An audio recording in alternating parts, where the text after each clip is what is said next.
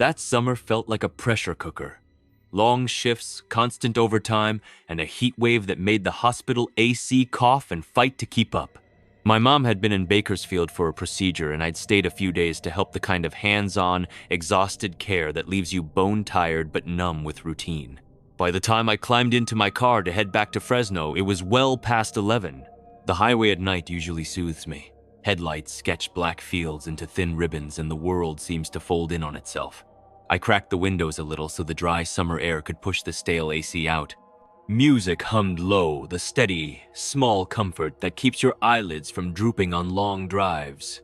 Before we dive deeper into these stories, if you enjoy tales that send shivers down your spine and keep you on the edge of your seat, consider joining our community at Herovia.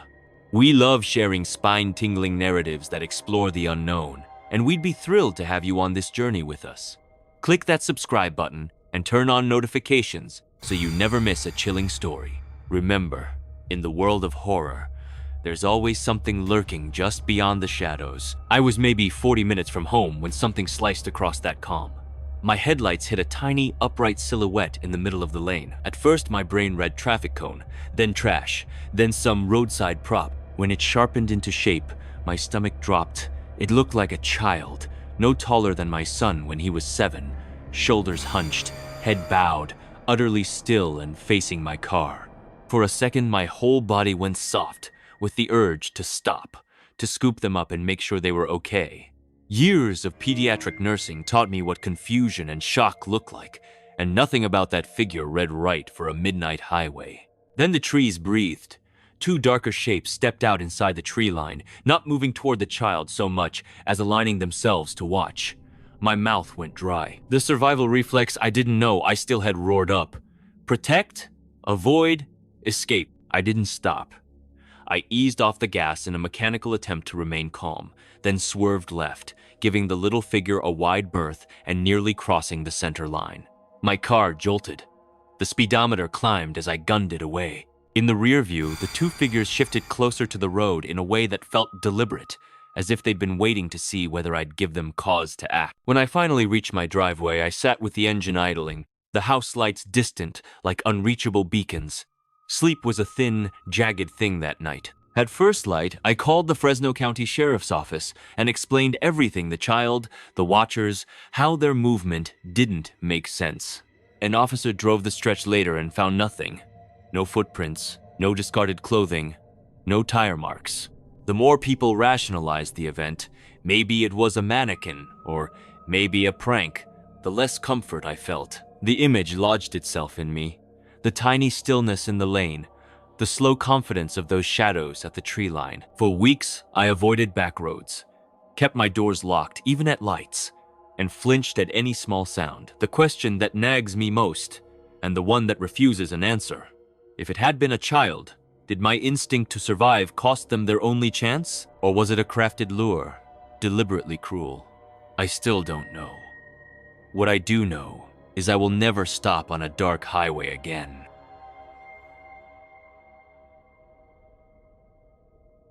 Night shifts make you move through a world that's slightly off-key.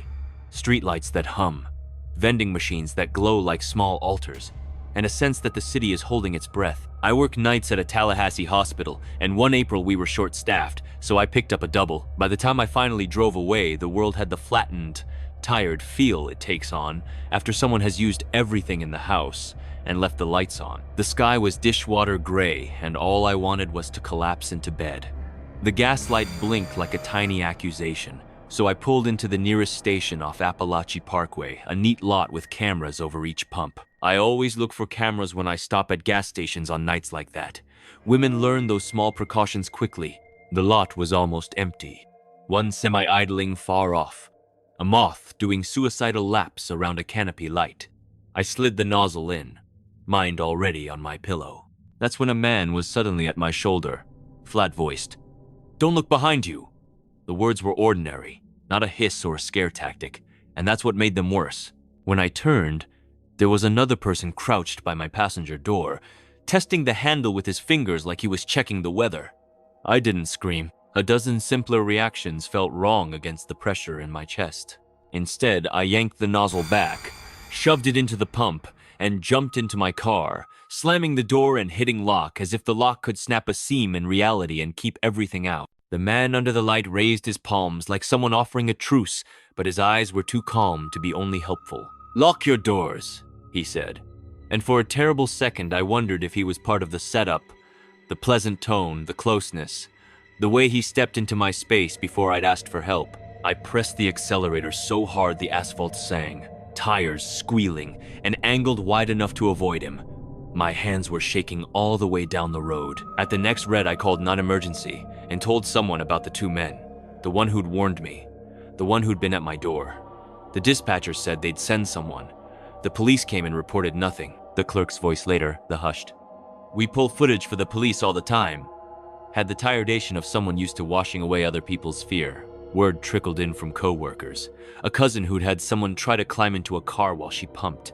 A friend who'd chased someone away with pepper spray. It wasn't an isolated oddity. It was a pattern. I never filed a formal statement there'd been no assault, no loss, but the event repatterned my life. I only fill up during daylight now or at busy stations, my back always facing the lot. I tuck a flashlight in my bag, keep the passenger seat clear so I can slide in if I have to, and treat the dome light like a beacon you don't want to flash in predators' eyes. Sometimes when I drive past that same station at dawn, I picture that man under the lights telling the next woman not to look. I hope she hears him in time, and I hope she trusts the cold, tiny alarms that whisper when something is wrong.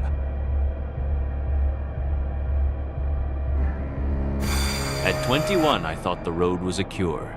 I told everyone different versions of the same exit.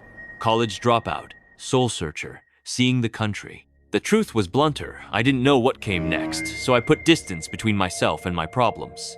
November 2020 felt like the end of a strange book.